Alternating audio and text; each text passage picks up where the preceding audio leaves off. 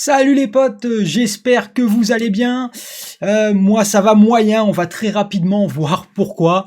En tout cas, bienvenue sur ma chaîne Zouzman TV. Et aujourd'hui, on va parler de Godzilla vs Kong. Et attention, spoiler, c'est de la grosse daube.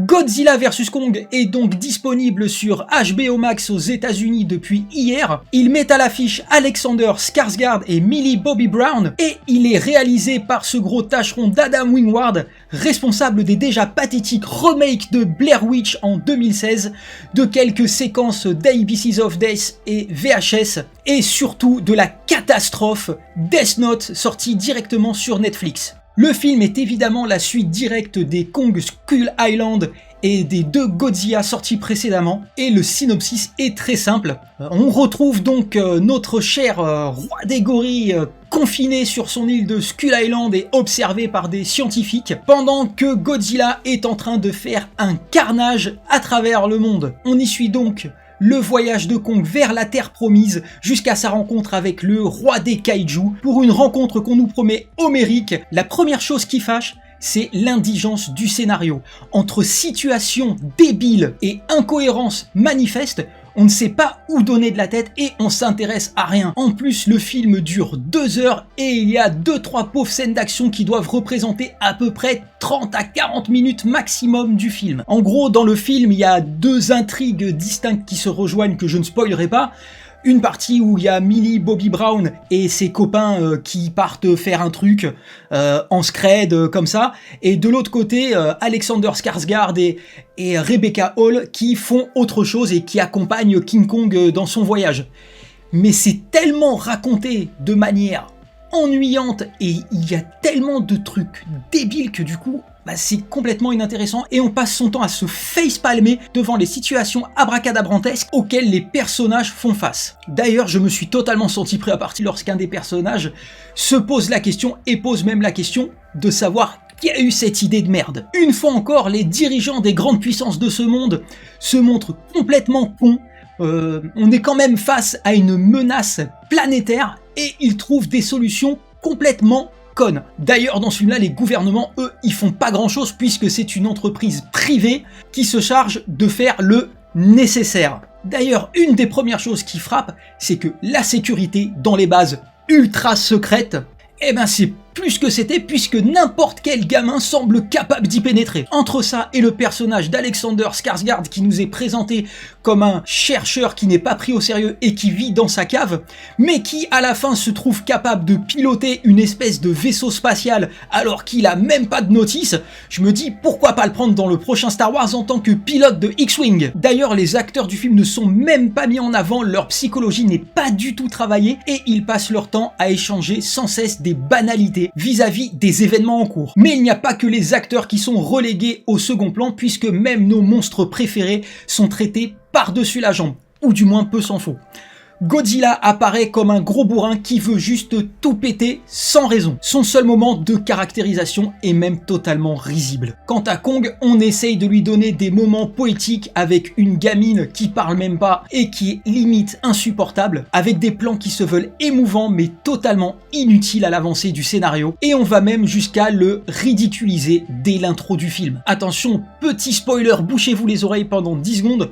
Ouais, voir King Kong se réveiller, se gratter le cul et prendre une douche, c'est pas le rêve de ma vie. Quant aux scènes d'action, ce Godzilla vs Kong a le malheur de passer lui aussi, comme tous ses prédécesseurs, après l'incroyable Pacific Rim. Les combats de monstres sont pathos, il n'y a aucune inventivité, aucune originalité, et il n'y a jamais aucune sensation de puissance dans les coups qui sont portés. Alors les scénaristes ont quand même essayé de faire avancer la mythologie de ces monstres qui apparaissent sur Terre, mais c'est tellement traité par-dessus la jambe que du coup c'est pas du tout intéressant.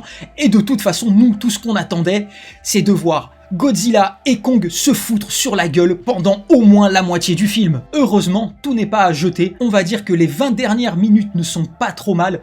Le combat entre Godzilla et Kong à Hong Kong est plutôt pas mal, même si je vous le dis sincèrement, Ok, ouais, il y a des néons à Hong Kong, mais moi, les néons dans les films, ça commence à me sortir par les yeux.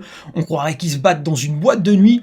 J'ai même cru voir David Guetta sur le toit nous faire un petit concert pendant ce temps-là. Il y a de la grosse destruction, ça pète dans tous les sens, mais on a l'impression que c'est pas important puisqu'à aucun moment on aperçoit des civils ou des choses comme ça et on a l'impression que la Terre est en danger. Non mais c'est vrai, ça aurait été sympa au moins un petit peu dans Hong Kong de voir des gens courir dans tous les sens, des cris de panique, tout ça. Non, ça se concentre uniquement sur les deux antagonistes qui se foutent sur la tronche et puis qui pètent tout sur leur passage, quoi. On se croirait dans Transformers, mais en moins bien. C'est dire comme c'est pas terrible, quoi. Après, on peut retenir aussi une musique de Junkie XL qui est pas trop mal et qui colle assez bien au film sans être exceptionnelle. Un autre truc qu'il y a à sauver, c'est quand même la qualité des SFX. Pour les batailles, tout ça, c'est vraiment pas mal, hein, on y croit, tout ce qui est les détails de l'eau et compagnie, il n'y a pas de souci. Mais par contre, ce qui marque vraiment quand même, c'est Kong en lui-même. Kong, bah ouais, franchement, il a jamais paru aussi réaliste. Que ce soit au niveau du pelage ou dans sa gestuelle, c'est vraiment top. Et en plus, même si je l'ai trouvé super mal caractérisé, les expressions, mais elles sont vraiment super bien faites.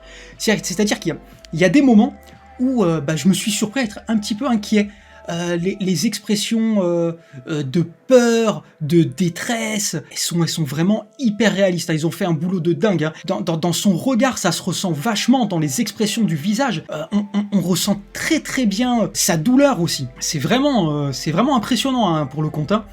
Et bien sûr, sa colère est beaucoup plus crédible que celle de Godzilla, qui lui, je trouve, a vraiment été mis un peu de côté à ce niveau-là. Donc qu'est-ce qu'on a à retenir de ce film? Eh ben, pas grand-chose malheureusement, c'est mauvais.